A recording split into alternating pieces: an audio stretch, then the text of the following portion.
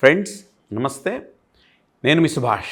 ఈరోజు మనము సయాటిక సమస్య అంటే ఏంటి, సయాటిక సమస్య నుంచి మన అక్యుప్రెషర్ వైద్యం ద్వారా మనం ఏ రకంగా ఆ సమస్యను అధిగమించవచ్చు, ఈ విషయాల మీద తెలుసుకునే ప్రయత్నం చేద్దాం.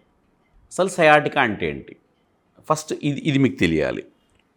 చూడండి, ఇది వెన్ను కంప్లీట్గా.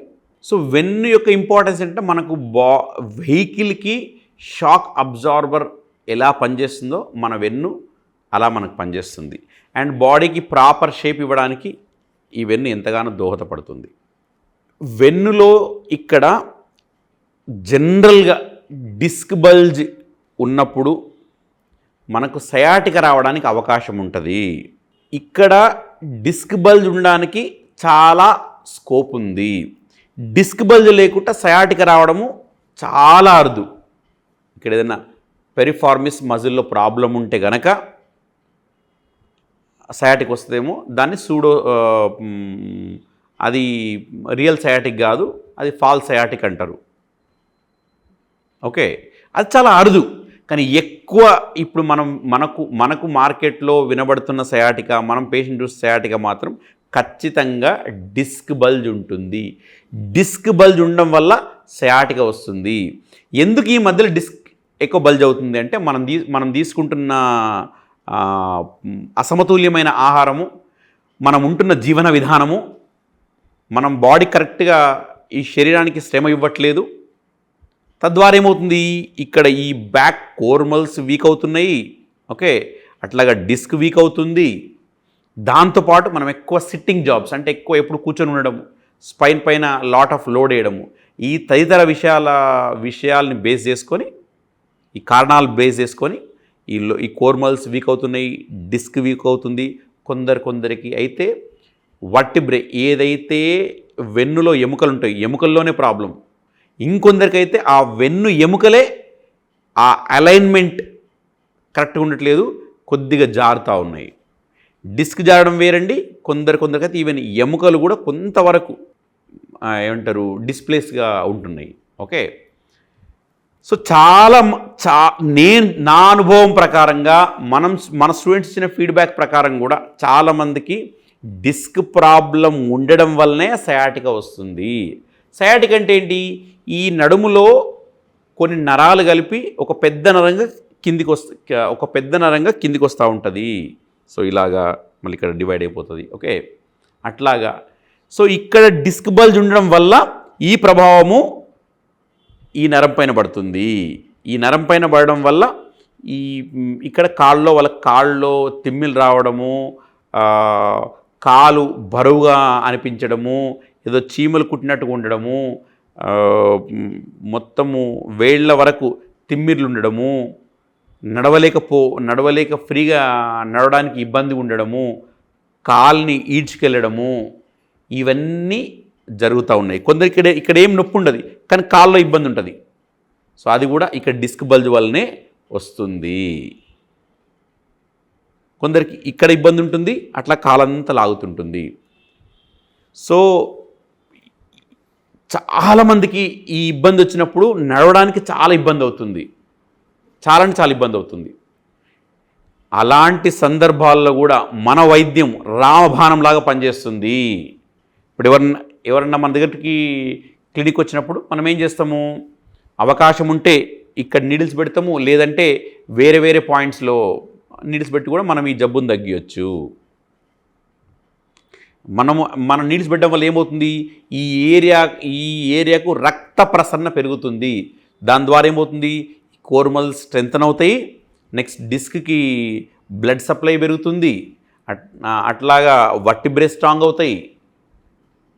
సో ఏదైతే డిస్క్ జారిందో అది చాలా వరకు మళ్ళీ దాని ఒరిజినల్ పొజిషన్కి రావడానికి చాలా స్కోప్ ఉంటుంది. సో అలా మనం చేయగలిగితే వాళ్ళకు న్యాచురల్గా డిస్క్ బల్జ్ తగ్గుతుంది. ఒకసారి డిస్క్ బల్జ్ తగ్గితే ఆటోమేటిక్గా సయాటిక పెయిన్ తగ్గుతుంది. చాలామంది సయాటిక ఎలా వస్తుంది, కంప్లీట్ చూడండి, ఇలా కంప్లీట్ ఇట్లా కాలంతా లాగుతూ ఉంటారు. ఇంకొంతమంది ఏమంటారు, ఇలా ఇక్కడ నుంచి ఇలా వచ్చిందండి, మళ్ళీ ఇక్కడ నుంచి ఈ సైడ్కి వచ్చిందండి. మళ్ళీ ఇంకొంతమంది ఏమంటారు, కంప్లీట్ ఇక్కడ పెయిన్ ఉందండి, మళ్ళీ కంప్లీట్ ఈ సైడ్స్ మొత్తం పెయిన్ ఉందని అంటారు. ఈ మూడిట్లో ఏదైనా సరే, ఓకేనా. ఇవి కాకుండా ఇంకా చాలా ఇంకా వేరే దగ్గర ఇబ్బంది వచ్చే సందర్భాలు చాలా అరుదు. సో ఇట్లా ఈ కాల్లో ఎక్కడ ఇబ్బంది ఉన్నా సరే డిస్క్ బల్జ్ ఉంటే కనుక మనం డిస్క్ బల్జ్ తగ్గించామనుకోండి, వాళ్ళ కాల్లో ఉండే ఆ సమస్య తగ్గిపోతుంది. అలా కాకుండా మనం ఓన్లీ కాల్లోనే మసాజ్ చేస్తూ ఉన్నాం, మనం ఈ డిస్క్ని పట్టించుకోలేమనుకోండి, సో హీలింగ్ ప్రాసెస్ చాలా ఎక్కువ టైం పట్టే అవకాశం ఉంటుంది. అండ్ సమర్థవంతంగా తగ్గిపోవడానికి అంత అవకాశము ఉండకుండా ఉండడానికి అవకాశం ఉంది. సో కాబట్టి మన వైద్యం ద్వారా ఈ సమస్యకు మనము బలమైన పరిష్కారాన్ని ఇవ్వచ్చు. మిత్రులారా, సమస్య చిన్నగా ఉందండి, ఈ మధ్య స్టార్ట్ అయింది, మామూలుగా ఉంది, మీరు నా దగ్గర రావాల్సిన పని లేదు. మీరు నా దగ్గర రాకుండానే మీ జబ్బును తగ్గించడానికి అవకాశం ఉంది. సో అలా అప్పుడు మీరు ఏం చేయాలి, ఇలా చేయబెట్టండి. చేయబెట్టేసి ఈ బొటనవేలు నుంచి స్ట్రైట్ లైన్ గీసుకోండి. ఎంతవరకు, ఈ ఎల్బో వరకు. ఈ బొటనవేలు నుంచి ఇలా స్ట్రైట్ లైన్ గీసుకోండి. ఎక్కడ వరకు, ఎల్బో వరకు. సో ఈ లైన్ పైన మీరు ఎలా చేయాలి, ఇలా ఈ 4 ఫింగర్స్ తీసుకోండి, ఇలా కంప్లీట్గా కిందికి ఇక్కడ వరకు బొటనవేలు వరకు నొక్కండి. అట్లా కింది నుంచి పైకి రావచ్చు, పై నుంచి కిందికి పోవచ్చు. ఇలాగా దగ్గర నొక్కండి. అట్లా ఇలా దూరం నొక్కొద్దండి, దగ్గర నొక్కండి. ఇట్లా దగ్గర ఇట్లాగా ఇక్కడ నుంచి ఇక్కడ దాకా. మీరు ఎంతసేపు చేయాలి, రోజుకి 3 సార్లు, భోజనానికి ముందు లేదంటే భోజనం అయిన తర్వాత గంటన్నర తర్వాత. ఎంత ప్రెషర్ ఇవ్వాలి, ఎంతైతే మీకు కంఫర్టబుల్ ఉంటుందో అంత కంఫర్టబుల్ ప్రెషర్ ఇవ్వాలి. Point simple. ఈ బొటనవేలు నుంచి ఇలా రండి, స్ట్రైట్ కింది నుంచి స్ట్రైట్ పైకి వెళ్ళండి, ఎక్కడైతే ఎల్బో టచ్ అవుతుందో. ఈ బొమ్మలో చూపించే ప్రయత్నం చేస్తాను నేను మీకు. చూడండి, ఈ బొటనవేలు నుంచి నేను స్ట్రైట్ లైన్ గీస్తున్నాను. బొటనవేలు స్ట్రైట్ లైన్ ఎక్కడ వరకు, ఈ ఎల్బో వరకు. ఈ బొటనవేలు నుంచి స్ట్రైట్ లైన్ ఎక్కడ వరకు, ఎల్బో వరకు.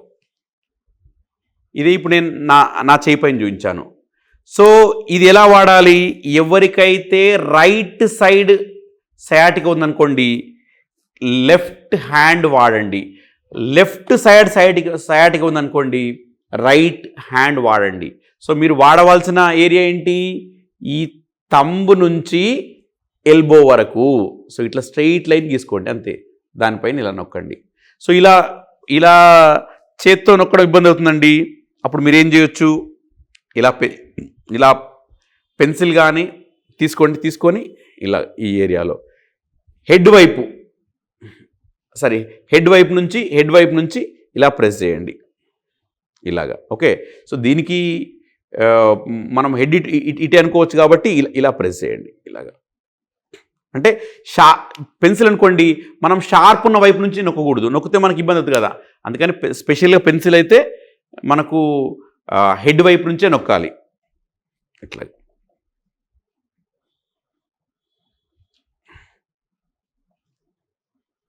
సేమ్ ఇటువైపు ఉన్నప్పుడు కూడా దగ్గర ఇలా దూరం నొక్కోదండి, దగ్గర ఇలా నొక్కండి, ఇలాగా. పెన్సిల్ ఉందనుకోండి, చూడండి, ఈ షార్ప్ వైపు నుంచి నొక్కోదండి, మనకి ఇబ్బంది అవుతుంది. కాబట్టి హెడ్ వైపు నుంచి, ఇది మనం టేల్ అనుకుంటే ఇది హెడ్ అండి. ఓకే. ఇలా పెన్సిల్ తీసుకోండి, ఇలాగా దగ్గర